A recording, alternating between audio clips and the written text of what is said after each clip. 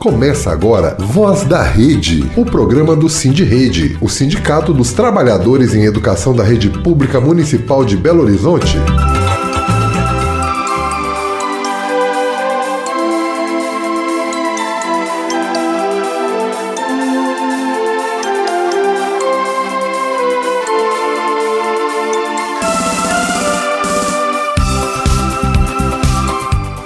Muito boa tarde, está entrando no ar o Voz da Rede, o programa do Sindirrede, o Sindicato dos Trabalhadores em Educação da Rede Municipal de Belo Horizonte. Eu sou Paulo César Ribas e trago as atualizações de notícias que interferem no dia a dia do trabalhador de Belo Horizonte.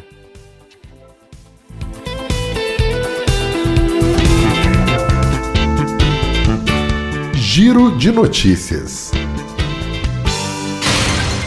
Vamos abrir o giro de notícias falando sobre a Copasa. A Assembleia de Minas Gerais, depois de tirar o direito ao plebiscito para consultar a população sobre a privatização da Copasa, ontem aprovou em primeiro turno a privatização do órgão, que deu mais de 1 bilhão de lucro no ano de 2025. Isso mesmo, o governador Zema ignora inclusive as privatizações de águas e esgotos Brasil afora, que acabaram mal sucedidas. 50 deputados estaduais votaram a favor da privatização da Copasa.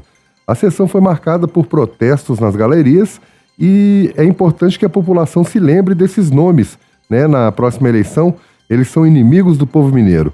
O segundo turno deve ser votado no final da próxima semana ou na semana do dia 15. Seguiremos acompanhando e traremos as atualizações no próximo programa.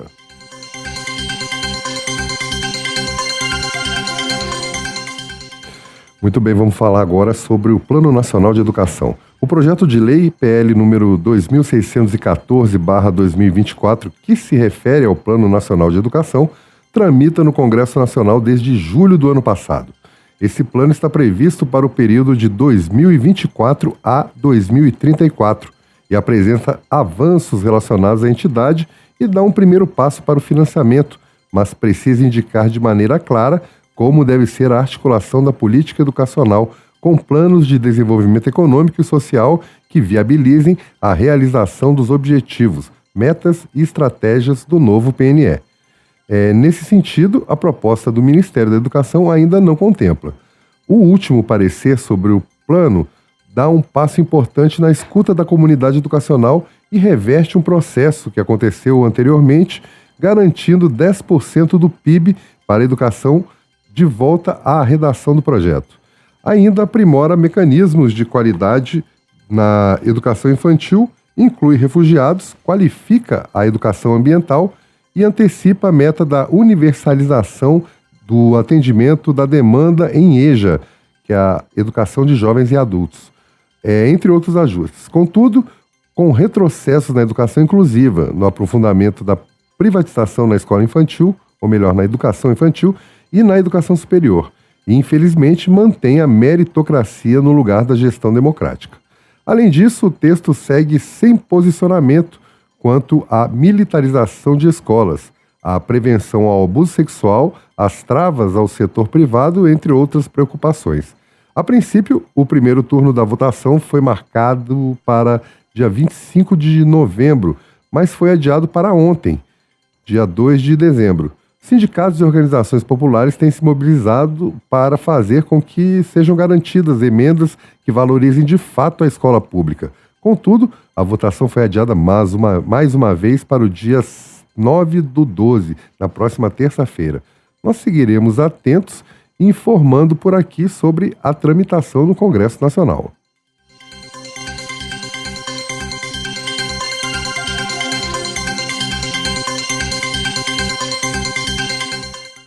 Muito bem, agora nós vamos falar sobre os terceirizados, né? Desde as 9h15 da manhã, os funcionários terceirizados das escolas municipais de Belo Horizonte, contratados pela MGS, estão reunidos na Câmara Municipal de Belo Horizonte, participando de uma audiência pública e, neste momento, fazem uma assembleia de greve. A definição pela greve foi motivada pelas incertezas geradas com as notícias de mudanças da empresa responsável pela terceirização. Nós vamos entrar ao vivo agora com a professora Vanessa Portugal, que está no local. Boa tarde, Vanessa. Olá, boa tarde a todos. Estamos aqui na Câmara Municipal. Nesse momento acabou de acabar a Assembleia dos Terceirizados da MGS. Bom, gente, como a gente vem anunciando, hoje os trabalhadores definiram pela suspensão da greve. Por que os trabalhadores definiram pela suspensão da greve? Porque nós tivemos vários processos de luta, uma greve muito forte no início do ano, e neste momento nós conquistamos a garantia do emprego para todos os trabalhadores e conquistamos a antecipação da negociação do acordo coletivo, com recomposição salarial significativa para alguns grupos de trabalhadores, uma recomposição salarial de 7%, um aumento no valor real do ticket por volta de 18%, porque não vai haver o desconto que hoje existe no Vale Alimentação, de 20%. E nós vamos conversar aqui com o Fernando, que é diretor do Sindirede, que é trabalhador terceirizado, para dizer para nós qual que é a sensação, neste momento, da categoria, qual é a sensação dos terceirizados, qual que é o recado que a gente tem a passar. Bom, gente, meu nome é Fernando, sou diretor do Sindirede BH.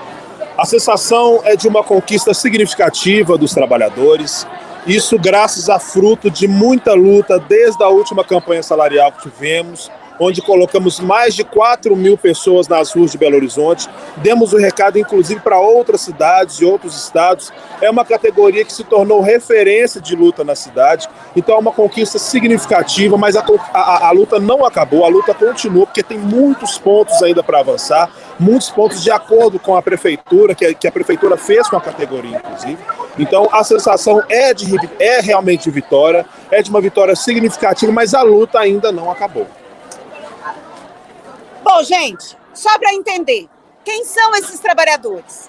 São os trabalhadores terceirizados das escolas municipais de Belo Horizonte, contratados pela MGS. O que aconteceu esse ano? Aconteceu que, no início do ano, esses trabalhadores fizeram uma greve fortíssima na cidade, que colocou para a Prefeitura de Belo Horizonte a situação precária que os trabalhadores terceirizados têm nas escolas. Mas vejam, essa luta do início do ano teve frutos agora. Quando chegou no final do ano, a prefeitura, ela disse que não continuaria alguns contratos com a atual empresa terceira. E, em função disso, que ela abriria uma licitação para mudar o contrato de terceirização. O que aconteceu? Aconteceu que, vamos só ver. Pode continuar. O que aconteceu?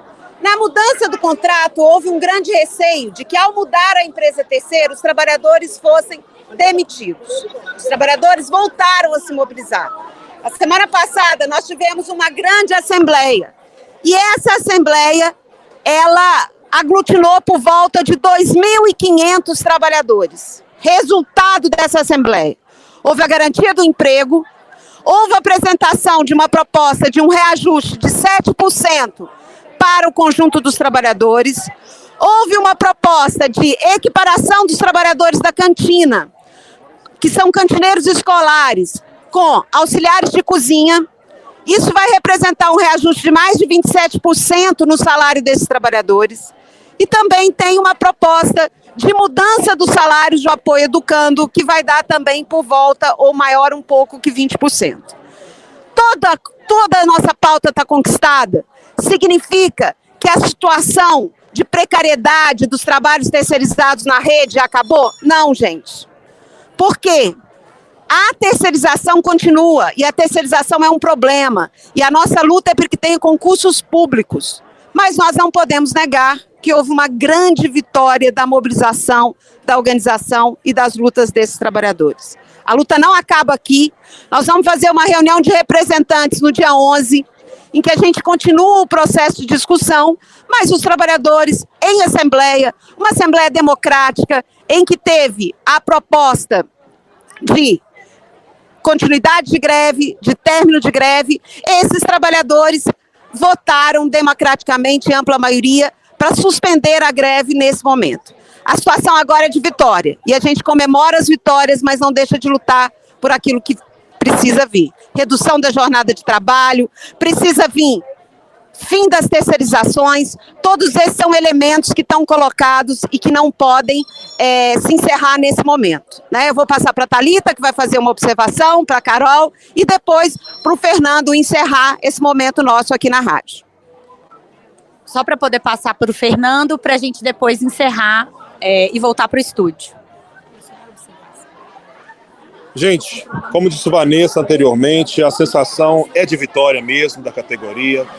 É muito importante que a categoria continue mobilizada, as nossas lutas ainda não acabaram. Como eu disse anteriormente, tem vários pontos que a prefeitura diz ter acordo em continuar as negociações. Então é muito importante a categoria não se dê por vencida, não caia nas falas fantasiosas, colocadas pela secretária aqui hoje, porque tudo isso, toda essa conquista de tanto tempo é fruto de pura luta, pura e intensa luta com a prefeitura por direitos da nossa categoria.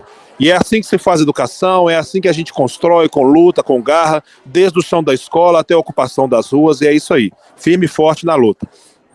E Paulo, nós encerramos aqui essa entrada no nosso programa da rádio, dando um recado, gente, para o conjunto dos trabalhadores dessa cidade.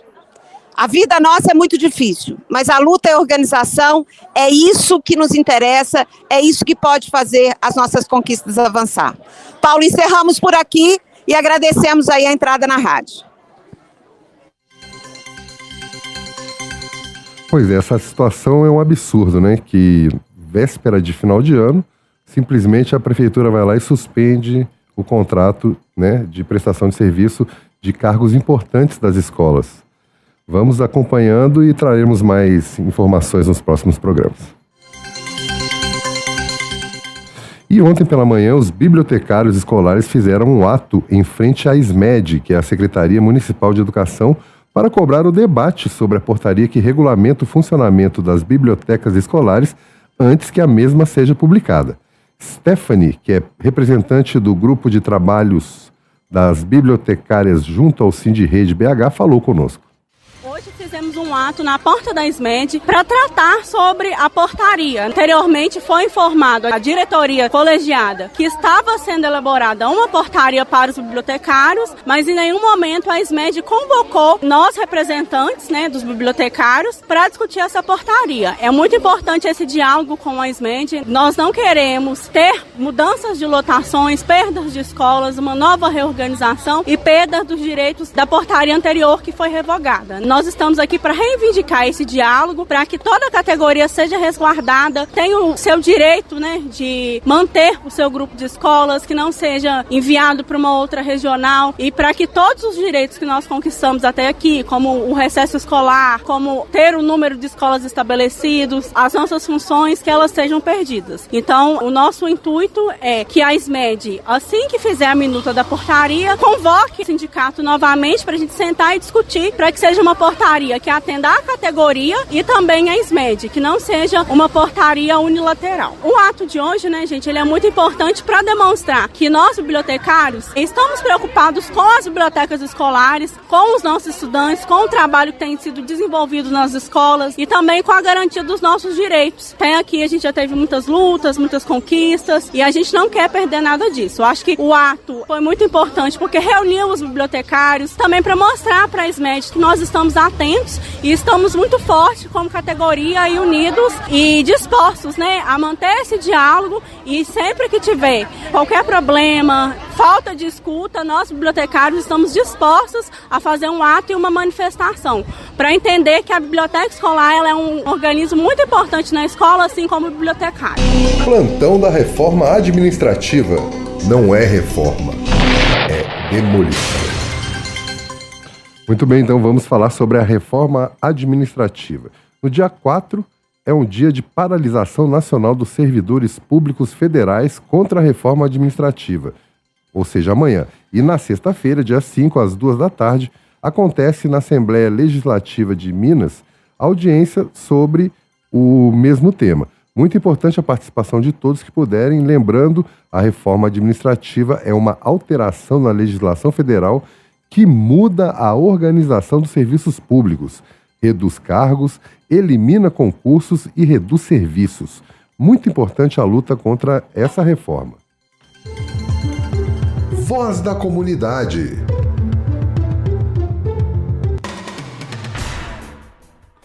E agora, no Voz da Comunidade, nós continuamos acompanhando a alteração repentina das duas escolas municipais em tempo integral, a Escola Municipal Point, no Barreiro, e a Escola Municipal Paulo Mendes Campos, o CEI Imaculada, na Centro-Sul. Ontem teve uma audiência pública sobre o assunto na Câmara Municipal de Vereadores. O Voz da Rede esteve lá e ouviu as reclamações da comunidade escolar. Israel, educador do Point, reclama da falta de transparência no processo. Nós estamos aqui hoje para debater sobre as políticas públicas que não têm sido transparentes junto com a comunidade. Porque não se fecha a escola, se abre a escola. Quem deu o direito de estar fechando a escola, realocando as famílias, perturbando os lazeres das pessoas.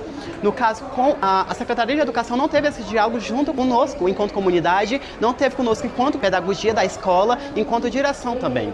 Nós estamos aqui para denunciar esse desmonte, porque a educação ela se faz com uma educação de qualidade, com uma educação transparente, com diálogos.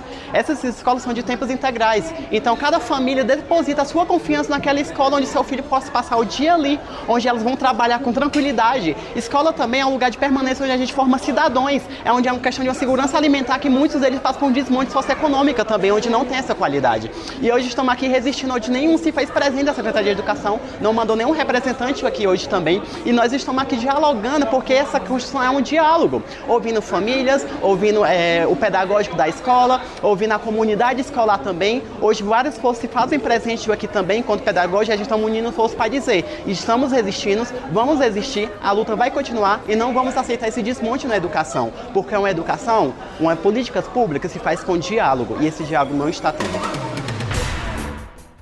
Pois é, e Helena, que é estudante do Point, aponta os benefícios da pedagogia da escola.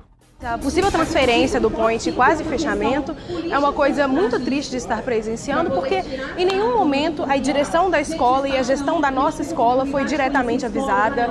É realmente muito triste ver que a Secretaria de Educação está querendo fechar 3 escolas diferentes, escolas integrais que acolhem alunos o dia inteiro, que proporcionam muitas atividades. Eu acho muito necessária a audiência aqui na Câmara Municipal e eu acredito que com luta e persistência nós vamos conseguir. E o Point é uma escola que proporciona muita coisa na vida dos alunos. Por exemplo, eu sou atleta. O Point me proporcionou muitas oportunidades. Os alunos viajam em competições com o Point e não só na área dos esportes. O Point proporciona na área de artes, na área de música, na área de linguagens. Então, uma escola com esse modelo diferenciado e tão acolhedor não merece e não tem que ser fechada.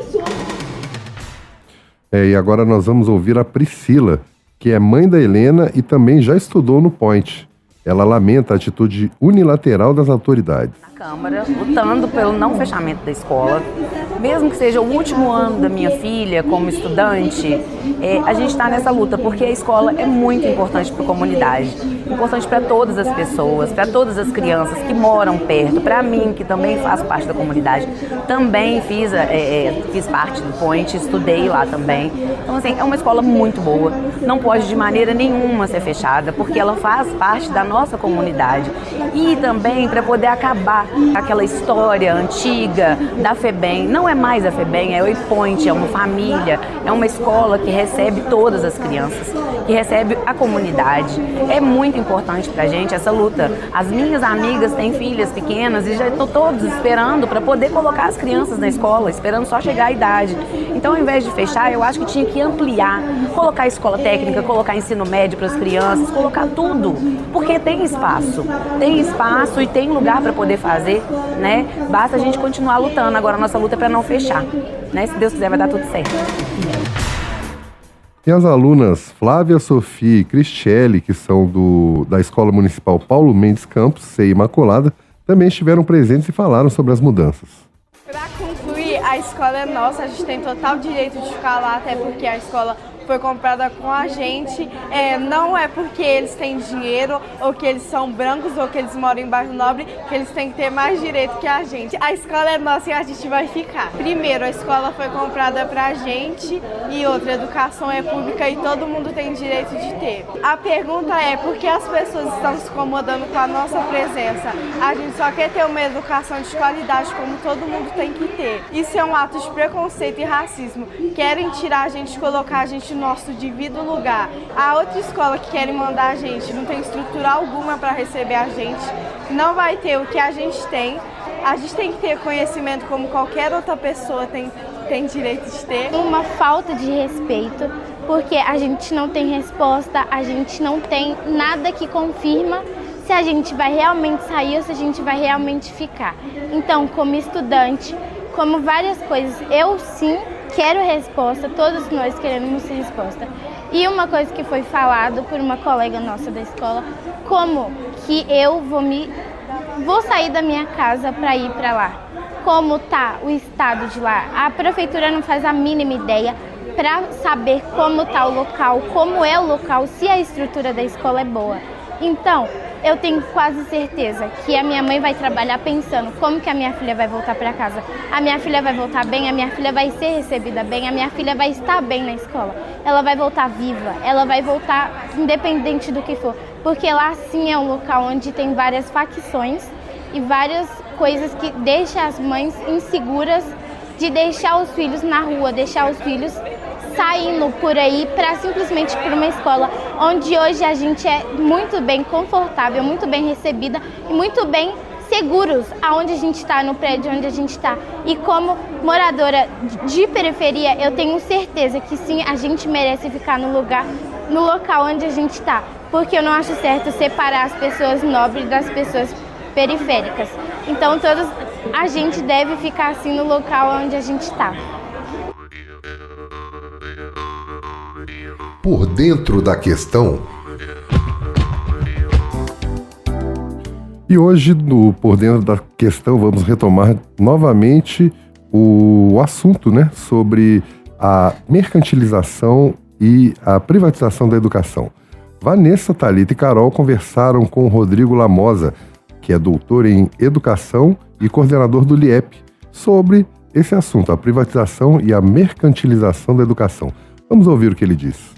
A gente tem percebido, aqui em Belo Horizonte especificamente, isso é muito presente na rede municipal de educação, diversas formas de privatização da educação. Seja por parceria privadas na construção de escolas, seja pela compra de plataformas, que isso aqui é um pouco mais tímido ainda, mas já começou, e seja por uma questão muito forte, uma presença muito forte na educação infantil, de convênios com instituições privadas. Essas instituições vinculadas à igreja, vinculadas a ONGs, enfim, e com a terceirização do serviço. Mas essa seria uma primeira pergunta. Quais são as formas diversas que existem de privatização e de mercantilização da educação pública? Como você colocou, existe hoje uma miríade que formata esse processo de empresariamento e privatização nas redes públicas de ensino, em todo o país, isso é bom que se diga. A gente está aqui falando com um olhar mais especificamente voltado para Minas Gerais, mas isso é um processo mundial e particularmente aqui no Brasil vem se desencadeando em pelo menos 3 grandes movimentos. Um primeiro movimento que a gente vem acompanhando já desde meados dos anos 80, mas com grande destaque nos últimos 30 anos, orquestrado por essas grandes organizações ligadas e associadas a bancos, às grandes empresas midiáticas, né, e que conformam hoje, ou pelo menos desde 2006, nos últimos 20 anos, essa grande frente organizada em torno do Todos pela Educação, e outros 2 processos que a gente tem acompanhado mais de perto, que estão absolutamente interligados, né? Eles não são processos que ocorrem em paralelo, né, e autonomamente.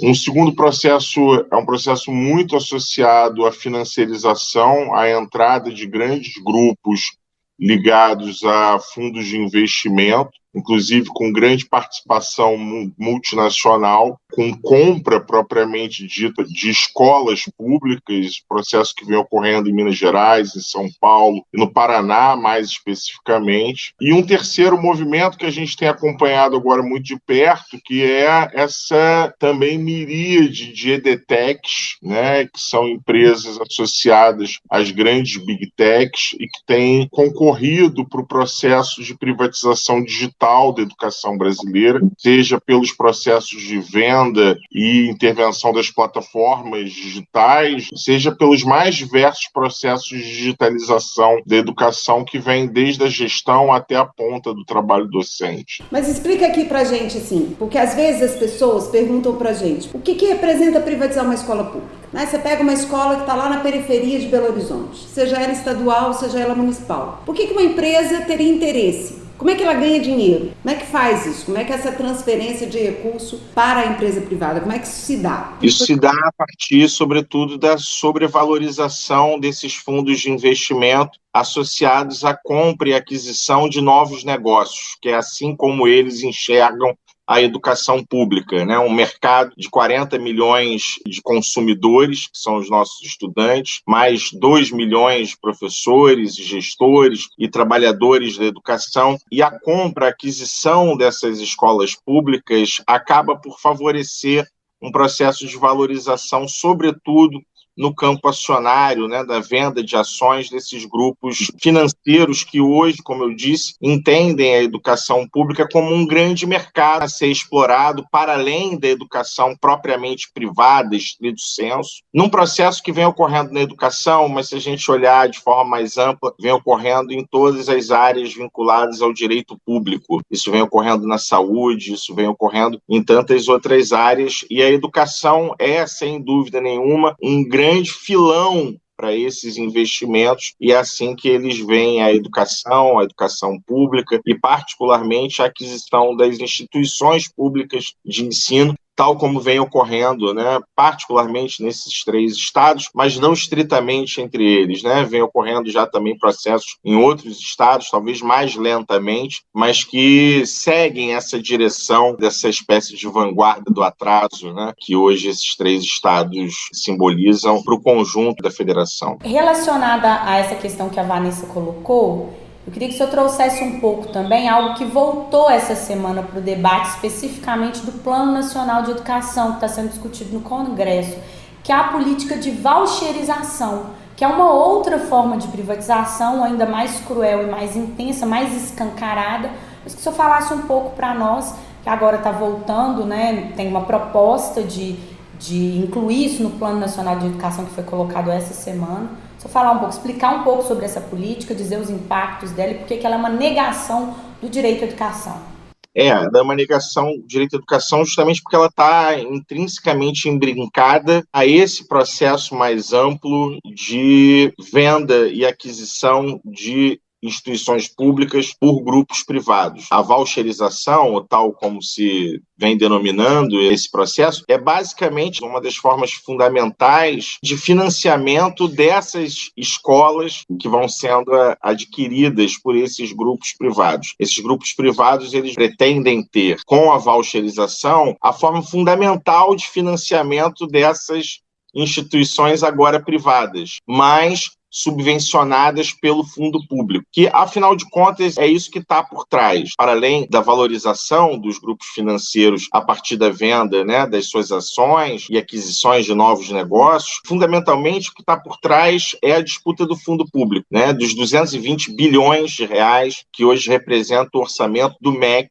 né, anualmente falando. Esse é o dado de 2025. Quando se pensa em voucherização, se pensa o ataque ao fundo público, né, a disputa por esses recursos que deveriam estar financiando instituições públicas de ensino. Então, a voucherização, na verdade, é a forma mais contemporânea, vamos dizer assim, do processo de roubo, de saque do fundo público educacional. Algo que não é novo, é importante que se compreenda isso. As iniciativas privadas no âmbito da educação, seja no âmbito das empresas privadas propriamente dita, que oferecem educação privada, seja no âmbito dessas novas formas mais contemporâneas, o ataque e o roubo roubo ao fundo público, ou seja, o dinheiro que deveria estar subvencionando e financiando educação de qualidade, pública, laica e socialmente referenciada, é desviado para a iniciativa privada, para grupos empresariais e, mais recentemente, acho que essa é a novidade contemporânea, a entrada de grandes grupos financeiros multinacionais que atuam no que eles entendem como mercado educacional. É só para a gente explicar um pouquinho o que é esse voucher e o que são esses fundos públicos. Isso é comum para nós que somos da educação, mas não é para todo mundo que está nos ouvindo. Veja bem, gente, nós temos uma conquista que estão tentando destruir de todos os jeitos, mas ainda existe uma vinculação de receita para a educação. O que acontece no Brasil hoje é que se gasta em educação pública, ou se investe muito menos do que deveria, né? Um dos países que menos se investe em educação. Mas mesmo assim, existe uma vinculação de receita. O que é isso? Os governos são obrigados a gastar um percentual do que recebem de impostos com a educação pública. E aí, os grandes capitalistas da educação, ou os grandes fundos, ou grandes empresas, como o Rodrigo disse, fica de olho nesse dinheiro. E esses 220 bilhões é o dinheiro federal, do MEC. Mas ainda assim, essas grandes empresas querem abocanhar uma parte disso. E é bom ressaltar que esse é o dinheiro federal. Ainda tem parte dos impostos que são dos estados e dos municípios e que também essas grandes empresas querem pegar esse dinheiro. Aí eu te faço a pergunta, Rodrigo, porque veja, o voucher, gente, só explicando, é como se fosse uma bolsa, né? O governo paga a vaga do estudante na escola particular. Esses vouchers têm vários nomes, agora chama voucher, mas tem aí o velho ProUni, que é também uma medida de pagar a vaga, transferência de recurso público para as instituições privadas. E aí vem a pergunta que as pessoas fazem: por que isso é ruim? Essa vaga na escola particular, ela é do mesmo valor da escola pública? Ela é mais cara? Ela é melhor? Ela é pior? Por que isso é ruim? Por que é ruim o Estado pagar as vagas das instituições privadas? Primeira questão, que eu acho que é fundamental, é corrigir um erro que é muito comum, e é comum porque historicamente esse erro foi construído como algo a ser naturalizado, que é equiparar a escola pública à escola privada. Embora ambos sejam escolas, e ao fim e ao cabo o MEC garanta, né, que elas possam certificar a formação ofertada por elas, são instituições absolutamente distintas, a começar pelo seu aspecto jurídico. A escola privada é organizada e dirigida pelo direito privado, a escola pública pelo direito público. Então, quando a gente pensa na organização do projeto político-pedagógico das escolas, quando a gente pensa na gestão das escolas, quando a gente pensa na carreira docente, quando a gente pensa em elementos básicos, como, por exemplo, direitos constituídos, como o piso salarial nacional docente, que não chega às escolas privadas. Então, são vários elementos que tornam a escola pública uma instituição distinta da escola privada. Então, acho que o primeiro problema, toda vez que a gente tem, ao longo do tempo, né, da história, processos e mecanismos de desvio de dinheiro público para instituições privadas no campo educacional, o primeiro equívoco é a equiparação entre essas instituições. Não são instituições que podem ser equiparadas, por uma razão muito simples, porque são instituições com razões sociais, com razões políticas, com razões culturais e com razões jurídicas completamente distintas. Então, acho que a primeira questão é essa. A segunda questão é que são escolas privadas, com interesses privados, cujo o lucro é a pedra angular desse investimento.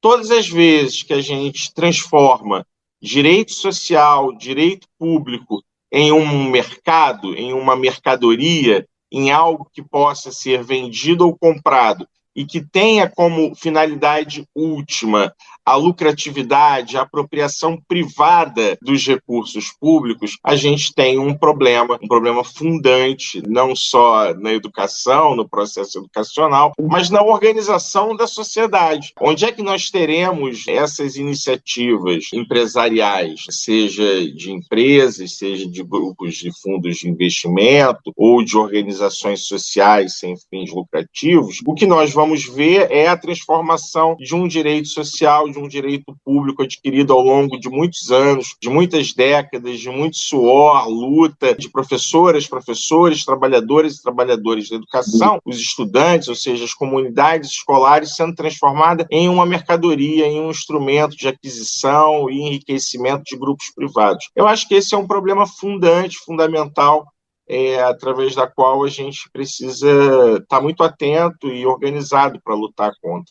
E em defesa da escola pública, né? Rodrigo, uma outra coisa que a Vanessa começou no início, né, explicando mais ou menos que Belo Horizonte tem, são as famosas parcerias público-privadas, né? Belo Horizonte inicia um processo de construção de escolas, hoje já são 48 escolas funcionando por esse modelo, e que também acabou se expandindo para a saúde, para assistência social, na construção de equipamentos públicos. Só que tem uma questão, né, faz uma propaganda muito grande, inclusive a atual Secretaria de Educação fez uma propaganda, recebeu a equipe da Secretaria de Educação de Caxias do Sul, no Rio Grande do Sul, para mostrar como esse modelo é tão bom e funciona tão bem, e que as pessoas esquecem de contar para a população que esse modelo ele é mais vantajoso para a empresa privada do que, de fato, para a população. Aqui o modelo você paga uma empresa para construir, ela fica por 30 anos com a gestão daquele equipamento e parte dos funcionários terceirizados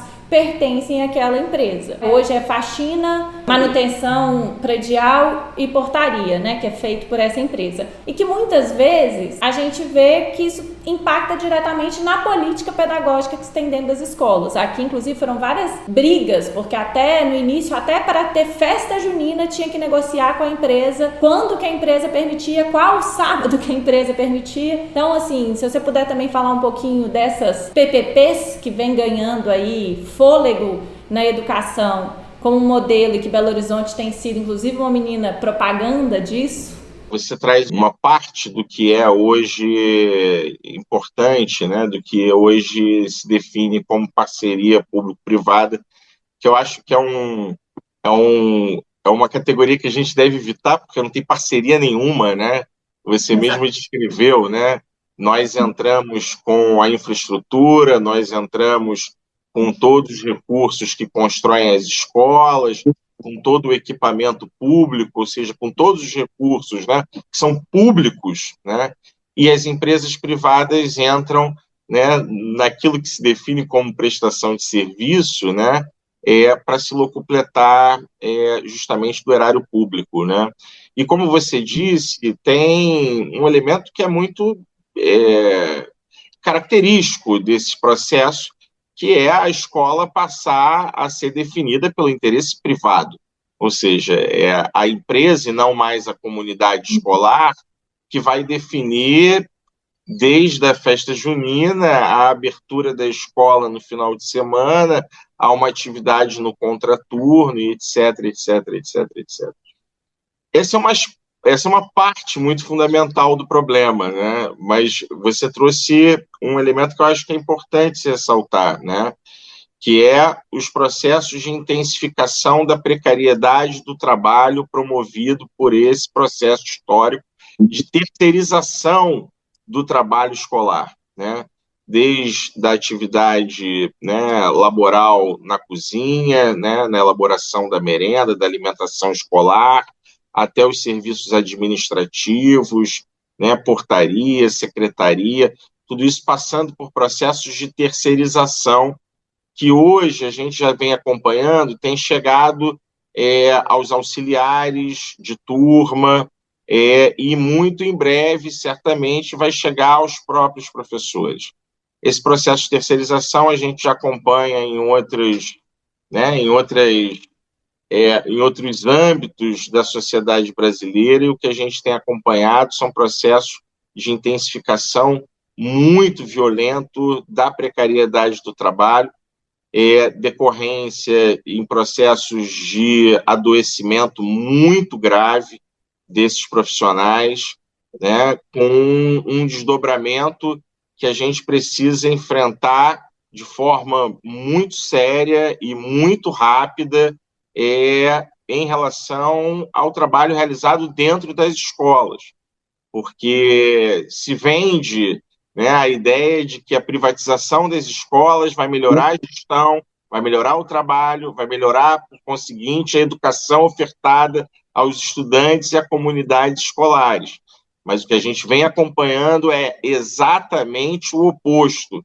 São colegas adoecendo, são colegas morrendo, infartando dentro da própria escola, em ambientes de trabalho, num processo que a gente pode estar aqui denominando como uma pedagogia da morte, que vem matando de forma gradual as comunidades escolares dentro do seu ambiente de trabalho.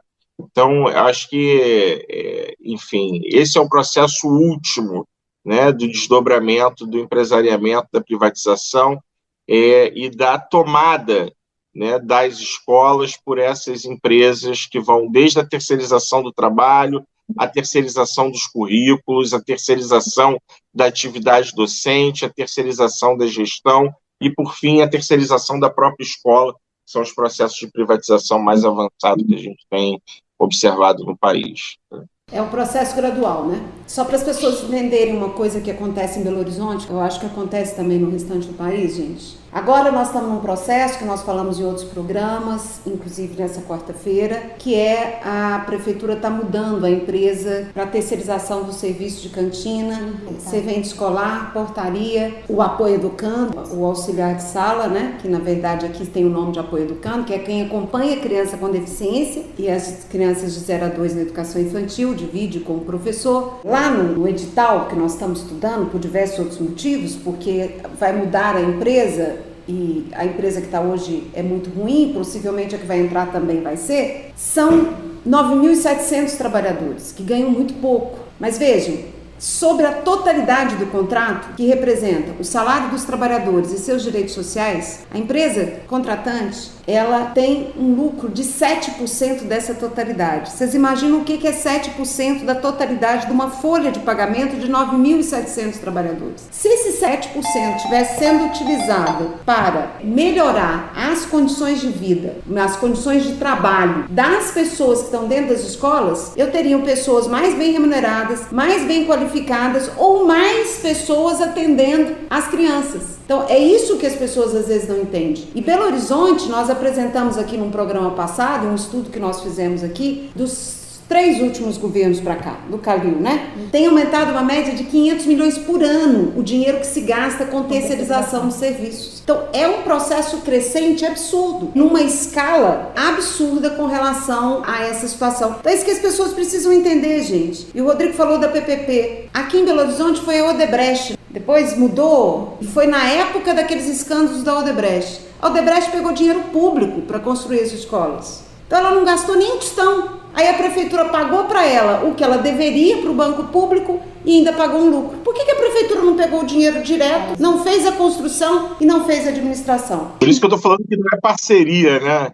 Assim, não tem parceria, o que tem é um processo de expropriação do fundo público. E aí, no caso, eu acho que é importante que se diga que a gente faz o tempo inteiro essa dissociação entre o público e o privado, entre a prefeitura e as empresas, mas é importante que se diga que essa dissociação ela é até a página 2, porque dali em diante a relação é uma relação pornográfica entre os interesses privados e os interesses públicos no interior das agências do Estado brasileiro, seja na Prefeitura de BH, seja no Governo Estadual de Minas Gerais, seja aqui no Rio de Janeiro ou em qualquer outro lugar desse país. A relação entre essas empresas, esses grupos financeiros, essas grandes construtoras e os governos locais, estaduais e o próprio governo nacional, a relação é uma relação pornográfica. A relação entre esses interesses, as suas redes de sociabilidade e essas secretarias e quem executa ou deveria estar executando com o interesse público, o orçamento público, é uma relação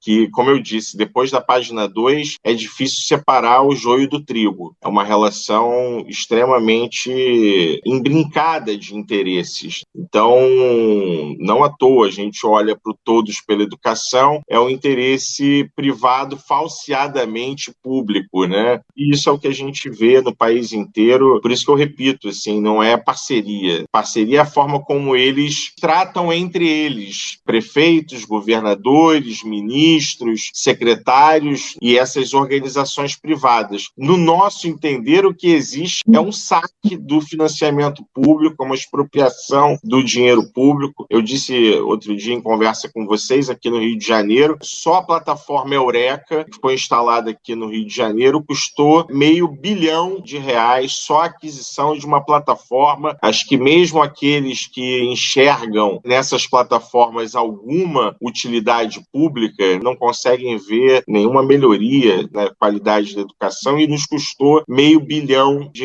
Então esse é o processo de saque, de ofensiva privatista sobre os recursos que deveriam estar, como eu disse, financiando a reforma das escolas, construção de novas escolas, construção de novas creches, contratação de novos funcionários, de novas professoras e professores por meio de concursos públicos, com qualificação, com direito garantido, a formação continuada, enfim, eu acho que é disso que a gente está aqui tratando. Né? Que o nosso tempo está acabando, mas eu queria que você falasse uma coisa rapidinho aí, se você conseguir em 30 segundos. Você citou 2 vezes o Todos pela Educação. Acho que é importante dizer quem é o Todos pela Educação, qual que é a relação do Todos pela Educação com o MEC. Todos pela Educação é uma organização empresarial fundada em 2006, numa grande concertação de empresários, banqueiros, com um grandíssimo apoio do governo à época e até hoje, inclusive com membros do governo, ex-ministros como sócios fundadores do Todos pela Educação. Funciona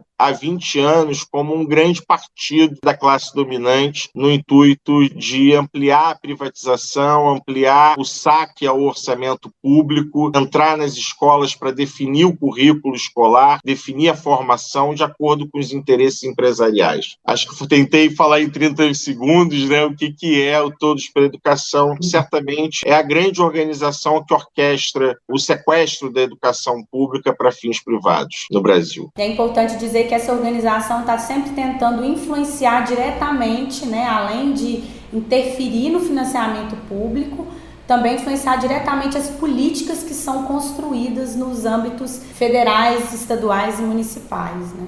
Eu iria até um pouco além. Eu acho que todas essas políticas, em grande medida, passaram por dentro dos gabinetes do Todos pela Educação para serem chanceladas, laureadas, reformadas e depois reconduzidas ao Ministério para serem apresentadas como políticas públicas, ou seja, políticas com enorme interesse privado e falseadamente apresentadas como de interesse público. A gente pode olhar, por exemplo, o lançamento das últimas políticas educacionais, lançamento da contra-reforma do ensino médio, o lançamento da BNCC e observar quem eram as figuras proeminentes nas primeiras fileiras diante do ministro da Educação, e ali a gente vai enxergar as cabeças do Todos pela Educação, figuras que dirigem o Instituto Ayrton Senna, a Fundação Bradesco, a Fundação Itaú, a Fundação Lema, né, e assim por diante. Agradecer a sua participação, Rodrigo, e disponibilidade, né, para conversar com a gente. E é isso, né, falar sobre a questão da privatização, da terceirização, mercantilização da educação é fundamental. E lamentar muito a presença extrema que o Todos pela Educação tem dentro do MEC no governo hoje. Porque é lamentável isso. Por isso que a gente tem sempre essa exigência que saiam de dentro do MEC. Não que isso vai resolver, mas que saiam dentro do MEC. Muito bem, você ouviu o bate-papo entre Vanessa, Thalita e Carol com o doutor em Educação e coordenador do LIEP, Rodrigo Lamosa. Gostaríamos de agradecer a participação dele. E essa é uma conta que não fecha, né? A tal da terceirização, porque o dinheiro gasto com essas empresas, né, que são meros intermediários, poderia ser aplicado diretamente na educação. Mas nós estamos de olho, em breve a gente traz mais informações sobre isso. Intervalo cultural.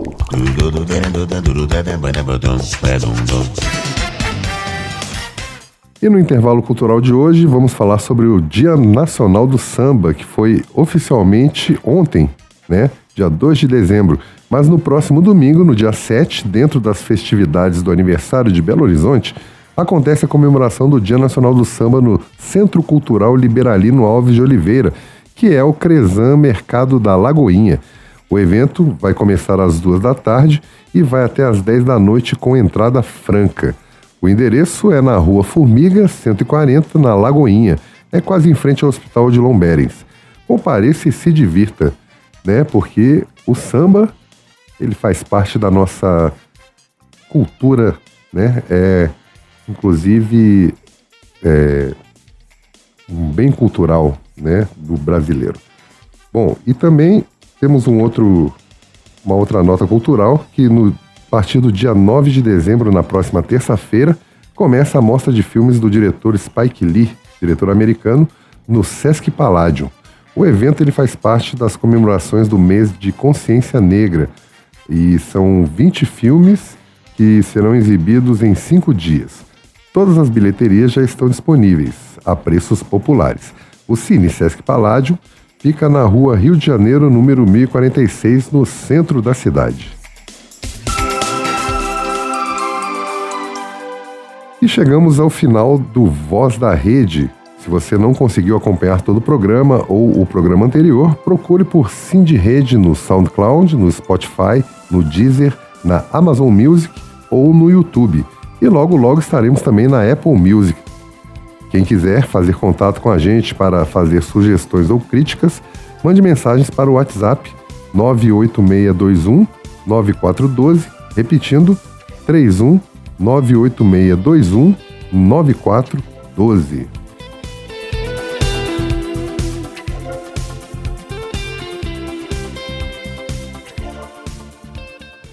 E muito obrigado pela sua audiência. Nós estamos terminando aqui o Voz da Rede. Até o próximo programa. Um abraço e valeu!